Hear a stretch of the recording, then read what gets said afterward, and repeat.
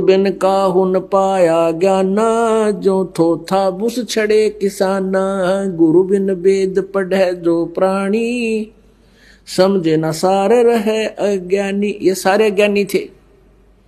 ब्रह्मा विष्णु महेश दुर्गा और ब्रह्म, इनका पिता ये सरपुरुष और सतयुग के ब्राह्मण, ये सारे अज्ञानी थे। इनको यथार्थ ज्ञान भक्ति का नहीं था, पूर्ण मोक्ष का मार्ग नहीं ज्ञान था।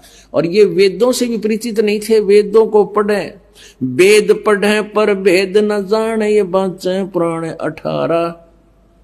और फिर ये मंदिर बनवावे रहता, ये भूल गए सिरजनहारा। अब देखो फिर वही गीता जी, वही देवी भागवत हम यहाँ पढ़ रहे हैं। ये है छठा स्कंद और 414 पृष्ठ। ये आपने पढ़ लिया कि राजन ये निश्चय है कि सतयुग में ब्राह्मण वेद के पूर्ण विद्वान थे। उनके द्वारा निरंतर भगवती जगदम्बा की यानी दुर्गा की आराधना होती थी। भगवती का दर्शन करने के लिए वे उनका मन सदा ललायित रहता था।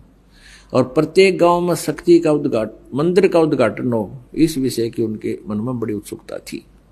और इसी पृष्ठ पर 31 कॉलम में साथ की साथ धर्म की यही स्थिति थी, यानी कलयुग से पहले के तीनों धर्मों की स्थिति बताकर फिर कलयुग की बताई है। धर्म की ये स्थिति त्रेता में रही, परंतु कुछ ह्रास हो गया था। सतयुग की जो स्थिति थी वह द्वापर में विशेष रूप से कम हो गई थी। राजन उन प्राचीन युगों में सतयुग त्रेता द्वापर में जो राक्षस समझे जाते थे वे कलयुग में ब्राह्मण माने जाते हैं। अब ये वर्तमान के ऋषि, मैं ऋषि, ये दानंद कैसे नकली, ये दानंद भी ब्राह्मण था। और ये ब्राह्मण नहीं होते जो मजदूरी अपना किसान का काम करते हैं, खेती करते हैं या कोई और, ये ब्राह्मण नहीं। ब्राह्मण जो गुरु पद पर होते हैं, जो ऋषि पद पर होते हैं, उनको ब्राह्मण कहते हैं। तो ये कलयुग के ब्राह्मण तो ये बताया कि तो राक्षसों के तुल्य थे। सतयुग त्रेता द्वापर में जो राक्षस हुआ करते उससे तो आज के ब्राह्मण हैं।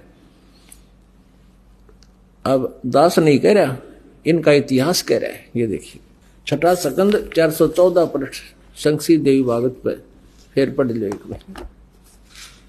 उन प्राचीन युगों में जो राक्षस समझे जाते थे वे कलयुग में ब्राह्मण माने जाते हैं, क्योंकि अब के ब्राह्मण प्राय पाखंड करने में तत्पर रहते हैं। दूसरों को ठगना, झूठ बोलना और वैदिक धर्म कर्म से अलग रहना कलयुगी ब्राह्मणों का स्वाभाविक गुण बन गया है।